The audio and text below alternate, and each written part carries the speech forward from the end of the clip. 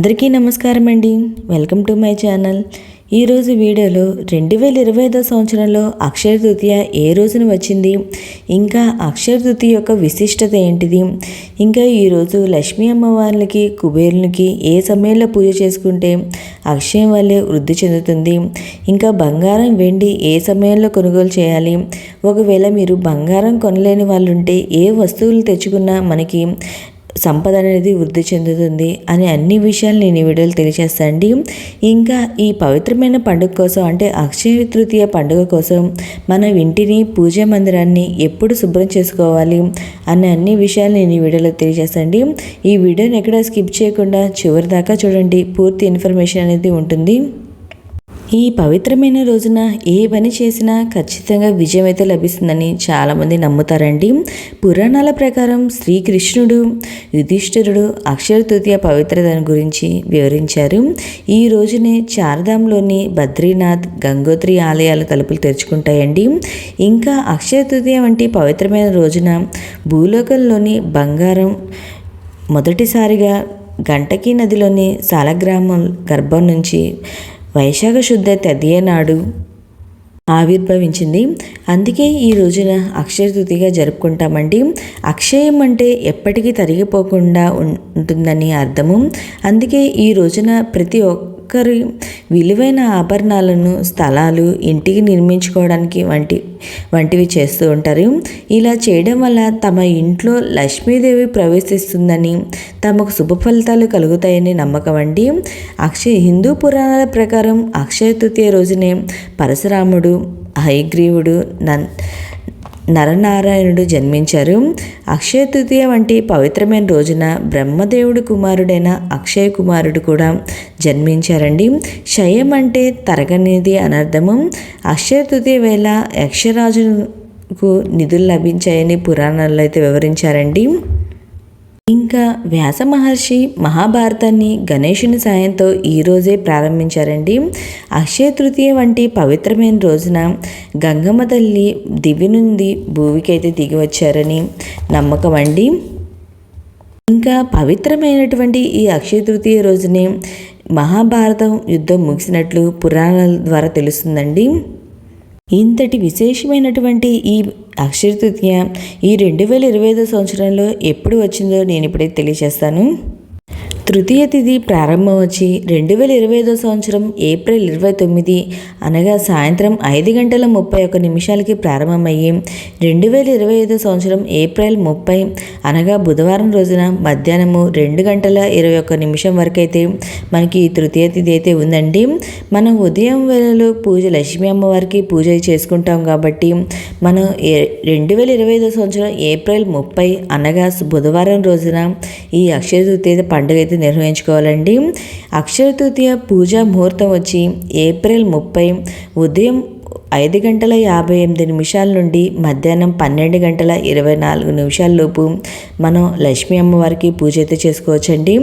బంగారం వెండి కొనుగోలు చేయాలనుకునే వాళ్ళు ఈ టైంలో అయితే కొనుగోలు చేసుకోవచ్చు. అక్షయ తృతీయ నాడు అక్షయ తృతీయ నాడు శుభ అశుభాలు గురించి అయితే ఆలోచించరండి. ఈరోజు ప్రతి నిమిషము శుభంగానే భావిస్తారు. ఏ సమయంలోనైనా మనం ఈరోజైతే కొనుగోలు చేయొచ్చండి. ఇంకా నేను ఈరోజు శుభ సమయాలు ఏంటి, అశుభ సమయాలు ఏంటో కూడా తెలియజేస్తాను.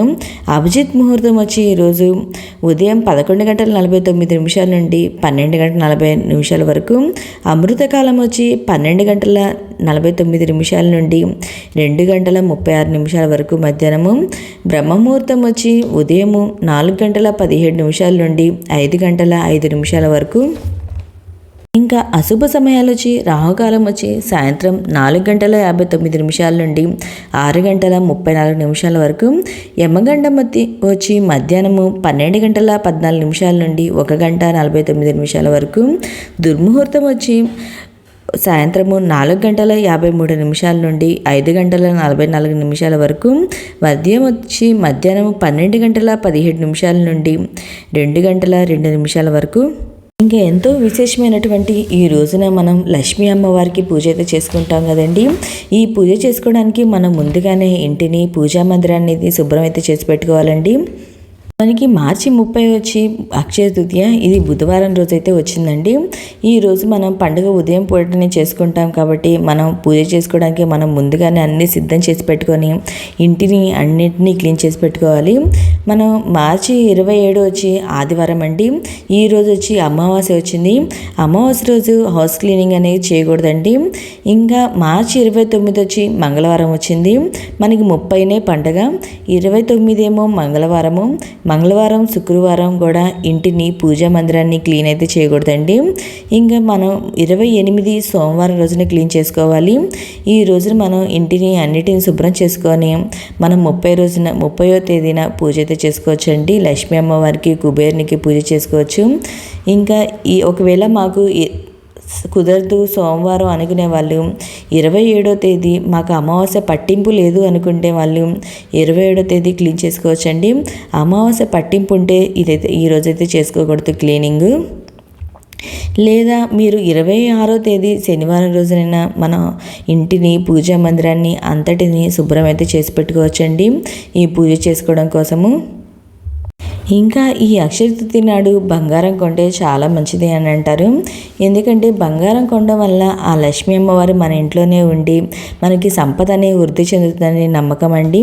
ఒకవేళ ఈ పెరుగుతున్న ధరలను బట్టి ఈ బంగారం అయితే కొనలేరు కాబట్టి ఆ బంగారానికి బదులుగా లక్ష్మీప్రదమైన వస్తువులు తెచ్చుకున్నాం, ఆ అమ్మవారికి ఎంతో ఇష్టమైనటువంటి వస్తువులు తెచ్చుకున్నాం, మనకి అక్షయం వల్లే అలాగే వృద్ధి చెందుతుందండి సంపద కూడా. అవేంటో నేను ఇప్పుడే తెలియజేస్తాను. మనం కల్లుప్పునైతే ఈరోజు కంపల్సరీగా తెచ్చిపెట్టుకుంటే ఇంట్లో మనకి సంపద అయితే వృద్ధి చెందుతుందండి. కల్లుప్పునే ఎందుకు తెచ్చుకోవాలి అంటే మనకి ఆ లక్ష్మీ అమ్మవారు సముద్రం నుండి ఆవిర్భవించారు కాబట్టి ఆ సముద్రం అంటే మనకి ఉప్పే కదండి. అలాంటి ఉప్పుని మనం ఇంట్లో తెచ్చిపెట్టుకుంటే ఆ లక్ష్మీ అమ్మవారికి చాలా సంతోషం అయితే ఉంటుందండి. ఇంకా లక్ష్మీప్రదమైన మంగళకరమైన వస్తువులైన గోమతి చక్రాలు, తామర గింజలు, లక్ష్మీ గవ్వలు, ఇంకా శంఖము, ఇలా లక్ష్మీదేవికి ఇష్టమైనటువంటి వస్తువులు, మంగళకరమైన వస్తువులన్నిటిని కూడా మనం ఇంటికి తెచ్చుకోవచ్చండి. ఈ రోజున మనకి ఆ బంగారం వల్లే వాటి కూడా వృద్ధి చెందుతాయండి మనం ఈ రోజున తెచ్చిపెట్టుకుంటే.